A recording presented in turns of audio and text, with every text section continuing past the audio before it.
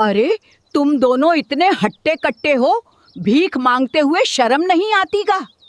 आखिर क्यों भगवान जगन्नाथ जी और बलभद्र जी को भिखारी कहकर इस बूढ़ी औरत ने भगा दिया? देखिए इस कहानी में आगे क्या होता है।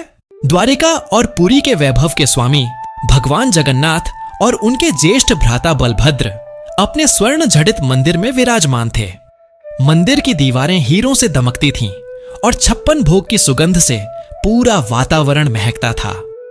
जगन्नाथ जी शांत और प्रेममयी थे, परंतु बलभद्र जी अपनी शक्ति और कुल की मर्यादा को लेकर थोड़े कठोर थे।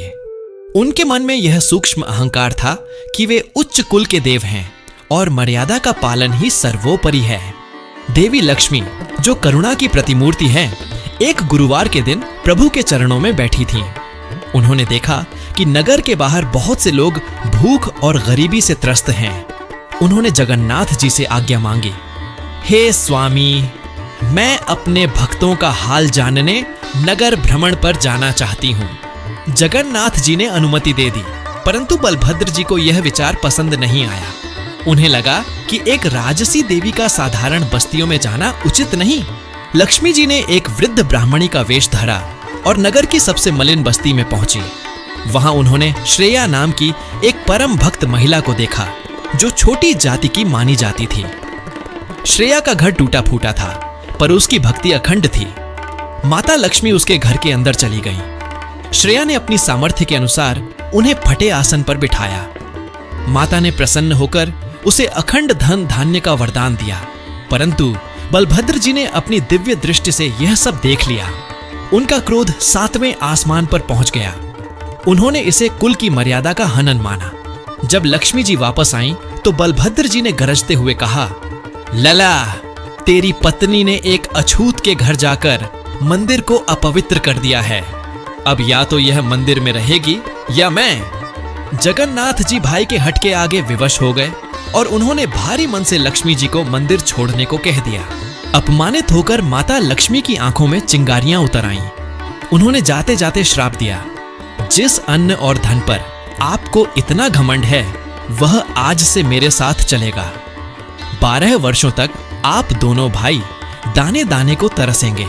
माता के निकलते ही श्री मंदिर का तेज लुप्त हो गया, स्वर्ण पत्थर बन गया और 56 भोग की हांडियां राख से भर गईं। विश्वकर्मा जी ने माता के आदेश पर समुद्र तट पर एक मायावी स्वर्ण महल खद्दा कर दिया। निद्रा देवी ने मंदिर के सारे सुख साधन वहां से गायब कर दिए। अगली सुबह जब बलभद्र जी उठे, तो उन्हें मखमली बिस्तरों के बजाय कठोर पत्थर महसूस हुआ। पेट में भूख की ऐसी आग लगी जैसी पहले कभी नहीं लगी थी। उन्होंने रसोई में जाकर देखा तो वहां धुआं तक नहीं था। बलभद्र जी ने गर्व से कहा, चिंता मत कर लला, हम पुरुष हैं, अपना इंतजाम कर लेंगे। परंतु नियति को कुछ और ही मंजूर था। वे जहां भी जाते, लक्ष्मी की माया उनके आगे चलती। उन्होंने समुद्र का पानी पीना चाहा तो वह खारा हो गया। तालाब के पास गए तो पानी कीचड़ बन गया। वे जिस घर में भिक्षा मांगने जाते, वहां के लोग उन्हें दुत्कार कर भगा देते। माता सरस्वती ने लोगों की बुद्धि फेर दी थी। जो कल तक उनके चरणों में गिरते थे, आज उन्हें चोर और बहरूपियां कह रहे थे। भूख के मारे बलभद्र जी की विशाल भुजाएं ढीली पड़ने लगीं। उनका चेहरा कुम्हला गया। जगन्नाथ जी चुपचाप यह सब सह रहे थे, क्योंकि वे जानते थे कि यह भाई का अहंकार तोड़ने की एक लीला है।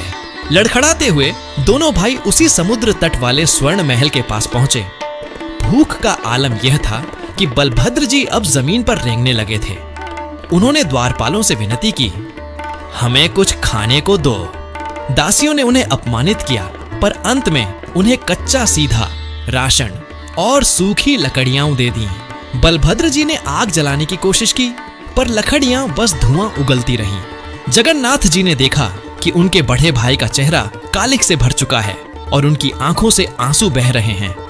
अंत में बलभद्र जी ने हार मान ली और चिल्लाए,